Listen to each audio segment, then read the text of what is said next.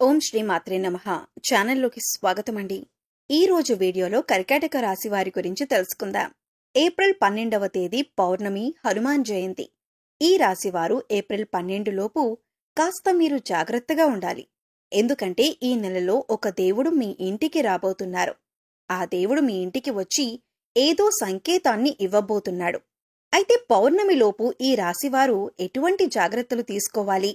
వారు చేసే పనులు ఏ విధంగా చేసుకుంటే వాళ్లకు అనుకూలంగా ఉంటుంది? ఏ దేవుడు మీ ఇంట్లో అడుగుపెట్టి అనుగ్రహం ఇవ్వబోతున్నారు? అలాగే ఈ సమయంలో మీరు చేసుకోవలసిన దేవతారాధన, అలాగే పాటించవలసిన పరిహారాల గురించి ఈ వీడియోలో మనం వివరంగా తెలుసుకుందాం. కానీ అంతకంటే ముందుగా మీరు కనుక మన ఛానల్ని ఇప్పటివరకు సబ్స్క్రైబ్ చేసుకోకపోతే సబ్స్క్రైబ్ చేసుకుని పక్కనే ఉన్న బెల్ ఐకాన్ నొక్కి ఆల్ సెలెక్ట్ చేసుకుంటే మేమిలాంటి వీడియోస్ అప్లోడ్ చేయగానే ముందుగా మీకు నోటిఫికేషన్ వస్తుంది. అలాగే వీడియోని ఎక్కడా కూడా స్కిప్ చేయకుండా చివరి వరకు చూస్తేనే మేమేం చెబుతున్నామో మీకు పూర్తిగా అర్థమవుతుంది. ఇక వివరాల్లోకి వెళ్ళిపోతే, ఈ రాశికి సంబంధించినంత వరకు వాళ్ల వ్యక్తిత్వం ఏదైతే ఉంటుందో చాలా సున్నితంగా ఉంటుంది. ఎక్కువ శాతం మీరు మనసుతో ఆలోచిస్తూ ఉంటారు. ఈ రాశి వాళ్లు ఎప్పుడూ కూడా అవతలి వాళ్లకి మంచి జరగాలి అని కోరుకుంటారు. అదే ఫ్యామిలీ మెంబర్స్ విషయానికి వస్తే వాళ్ల సంతోషమే వీళ్ల సంతోషంగా భావిస్తుంటారు. అలాగే వాళ్ళు దానికోసం ఏదైనా చేస్తారు. వాళ్ళకి కష్టమైనా సరే, దాంట్లో వాళ్లకు నష్టమైనా సరే, అవతలి వాళ్లకు మంచి జరుగుతుంది అని అనిపిస్తే ఖచ్చితంగా ఆ పని చేయకుండా ఉండరు. ఎదుటివారికి సాయం చేయటంలో ముందుంటారు. వేరే వాళ్ళని ఎక్కువగా సంతోషపరచాలని, అలాగే వాళ్ళని సాటిస్ఫై చేయాలని ఆలోచిస్తూ ఉంటారు. చాలాసార్లు ఈ మంచితనమే మిమ్మల్ని ముంచేస్తుంది. అలాగే ఎక్కువ శాతం మీరు మనసులో మాటను వేరే వారికి చెప్పటానికి ఇబ్బంది పడుతూ ఉంటారు, జంకుతూ ఉంటారు. ఎవరికీ కూడా మీ మనసులో బాధను చెప్పరు. ప్రతి ఒక్క విషయాన్ని మీలో మీరే దాచేసుకుంటారు, బాధపడతారు. ఎక్కువగా మీరు నేరుగా ఆ భగవంతుడి దగ్గరే మీ బాధను విన్నవించుకుంటారు. మీ మనసులో మాటను చెప్పుకుంటారు. ఇదే మీకు ప్లస్ పాయింట్ అవుతుంది. ఎందుకంటే ఎవరి దగ్గర మన బాధను చెప్పుకోవాలో వారికి మీరు బాధని చెప్పుకుంటారు. అందుకే మీపై ఇప్పుడు ఆయన అనుగ్రహం చూపించబోతున్నారు. అందుకే ఈ నెలలో మీకు అనుగ్రహం ఇవ్వబోతున్నారు. ఇక రాబోయే టైంలో మీరైతే తీసుకోవాల్సిన కొన్ని జాగ్రత్తలు ఏవైతే ఉన్నాయో అవి ఖచ్చితంగా తీసుకోవాలి. ఎటువంటి జాగ్రత్తలు తీసుకోకపోతే స్వయాన మీ చేతులతో మీరే మీ కాలు మీద కత్తి వేసుకున్నట్లు అవుతుంది. అంటే మీరు చేస్తున్న పనులను మీరే చెడగొట్టుకున్నవారవుతారన్నమాట. ఇక దీంతో పాటు పౌర్ణమిలోపు చాలా మంచి శుభవార్త అనేది రాబోతుంది. ఆ వార్తను మీరు కలలో కూడా ఊహించరు. అంత మంచి సంతోషాన్ని కలిగించే న్యూస్ అయితే రాబోతుంది. కానీ మంచి ఎక్కడైతే ఉంటుందో చెడు కూడా అక్కడే ఉంటుంది కదా. కాబట్టి శుభవార్తతో పాటు ఒక చిన్న ప్రమాదం కూడా ఉంటుంది. అదేంటంటే, మీకు శత్రువులైన వారు ఎవరైతే ఉన్నారో వాళ్ళు అలర్ట్ అయ్యే సమయం ఇది. మీ శత్రువులు ఏదో ఒక విధంగా మీకు నష్టం కలిగించడానికి ప్రయత్నిస్తారు. కాబట్టి మీరు రాబోయే టైంలో ఏదైనా నిర్ణయం తీసుకోవాలి అనుకుంటే మీకు తెలిసిన వ్యక్తితో అయినా, లేకపోతే బంధువులతో అయినా, ఇంట్లో కుటుంబ సభ్యులతో అయినా ముందుగా మీరు చేస్తున్న పనిని గురించి మీ ఆలోచనలనేవి ఎవరితోనూ చెప్పకండి. ఎందుకంటే మీరు చేసే ప్రతి పనికి ఆటంకం తీసుకురావటానికి మీ శత్రువులు రెడీగా ఉన్నారు. కాబట్టి ఈ విషయంలో మీరు కంపల్సరిగా ఖచ్చితంగా జాగ్రత్తలు తీసుకోండి. ఇక రాబోయే టైంలో ఏదైనా కొత్త బిజినెస్ స్టార్ట్ చేయాలి అనుకుంటే దానిని ఆపేయండి. ఆ ఆలోచనలు పూర్తిగా మీరు కొంతకాలం ఆపేయండి. ఎందుకంటే ఈ సమయంలో అటువంటి ఆలోచనలు మీరు చేయటం కరెక్ట్ కాదు. ఎందుకంటే సక్సెస్ రాదు. మీరు పెట్టుబడులు పెట్టేటటువంటి పనులు స్టార్ట్ చేశారనుకోండి, సక్సెస్ అనేది రావటానికి చాలా సమయం పడుతుంది. ఈ విషయాన్ని గుర్తుంచుకోండి. దాంతోపాటు ఎక్కడా కూడా ఎవ్వరికీ కూడా ఎంత మిత్రులైనా సరే, ఎంత బంధువైనా సరే, దగ్గర వాళ్ళైనా సరే డబ్బు అనేది అప్పుగా తీసుకోకండి. అలాగే వాళ్ళు అప్పుగా మిమ్మల్ని అడిగినా కూడా మీరు డబ్బులు వాళ్ళకి ఇవ్వకండి.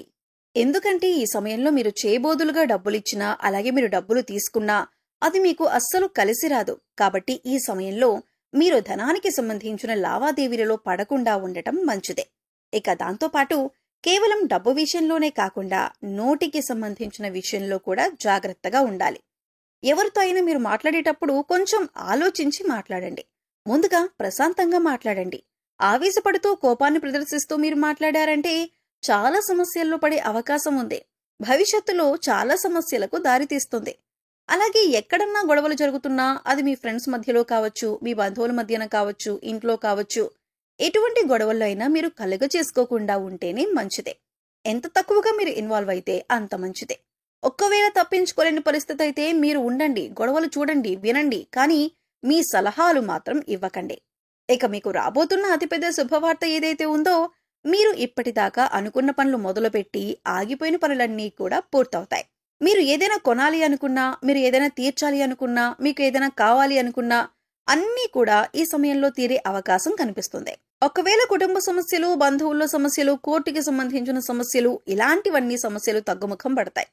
ఏ సమస్య మీద మీరు పాజిటివ్ గా సమాధానం రావాలని కోరుకుంటున్నారో అలాగే పాజిటివ్ గా మీకు రిజల్ట్ అనేది ఉంటుంది. ఇక దానికి తోడు ఈ సమయంలో దూర ప్రయాణం చేసే అవకాశం ఉంటుంది. అలాగే ఈ ప్రయాణంలో కూడా మీరు మంచిగా ఎటువంటి గొడవలకి తావు లేకుండా ప్రయాణాన్ని ప్లాన్ చేసుకోండి.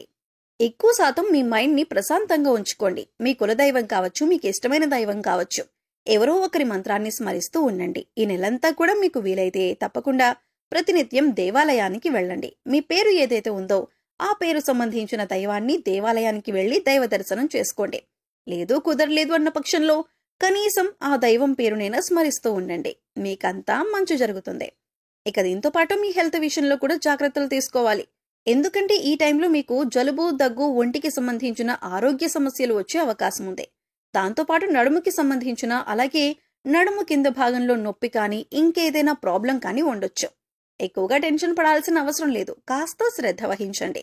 మీరు ముఖ్యంగా చేయవలసిన పని ఏమిటంటే వాటర్ని ఎక్కువ శాతం తాకండి. ఇకపోతే మీ జీవితంలో రాబోతున్న దేవుడెవరు అంటే హనుమంతుడు. హనుమంతుడు చాలా తేలిగ్గా ప్రసన్నమయ్యే దేవుడు. అలాగే ఎక్కడైతే రాముల వారి నామస్మరణం జరుగుతుందో అక్కడ హనుమంతుడు ఖచ్చితంగా ఉంటాడు. ఎవరైనా కష్టాల్లో ఉండి హనుమంతుల వారి నామస్మరణ చేసుకుంటే చాలు, అన్నీ కూడా విడిపోతాయి. అలాగే ఏ దేవుడి నామస్మరణ చేసినా కూడా ఆ దేవుడు మీరు కష్టాల్లో ఉన్నప్పుడు హనుమంతుల వారిని మీకు తోడుగా ఉండమని, అలాగే కష్టాలు తీర్చమని హనుమంతుల వారిని మీ దగ్గరకు పంపిస్తారు. అలాగే హనుమాన్ జయంతి రోజు తమలపాకుల దండ హనుమంతుడికి సమర్పిస్తే చాలా మంచిది. సింధూరం, తమలపాకులతో స్వామివారికి విశేషంగా అష్టోత్తరాలు చదివి పూజ చెయ్యాలి. హనుమాన్ చాలీసా, సుందరాకాండ వంటివి పారాయణం చేయటం వల్ల విశేషమైన ఫలితాలు పొందుతారని పండితులు చెబుతున్నారు. మరిన్ని శుభ ఫలితాలు పొందటం కోసం ఈ రాశివారు చేయవలసిన దేవతారాధన చూసుకున్నట్లయితే ఈ నెలంతా హనుమంతుడికి సంబంధించిన స్తోత్రాలు, పాటలు, హనుమాన్ చాలీసా వంటివి చదువుకోండి. ఇలా నిత్యం పారాయణం చేయటం వలన కుటుంబ సభ్యుల యొక్క ఆరోగ్యం అనుకూలంగా ఉంటుంది. ఎటువంటి ఆకలి బాధలు దరిచేరవు. ఈ సమయంలో మరింత అభ్యున్నతిని పొందటం కోసం మీరు పాటించవలసిన పరిహారాలు చూసుకున్నట్లయితే హనుమంతుడి ఆలయంలో అన్నదానం చేయించండి. హనుమంతుల వారికి తమలపాకులతో అర్చన చేయించుకోండి. అలాగే ఆవులకు ఆహారాన్ని తినిపించండి. సో చూశారు కదండి, ఈ వీడియో మీకు నచ్చితే ఖచ్చితంగా లైక్ చేయండి. మరిన్ని మంచి వీడియోల కోసం ఇప్పుడే మా ఛానల్ని సబ్స్క్రైబ్ చేసుకోండి. అలాగే మీ ఫ్రెండ్స్ అండ్ ఫ్యామిలీ మెంబర్స్లో కర్కాటక రాశి వారు ఉంటే వారితో మర్చిపోకుండా ఈ వీడియోని షేర్ చేసుకోండి. మరో చక్కటి వీడియోతో మళ్ళీ కలుద్దామండి. ఓం శ్రీ మాత్రే నమః.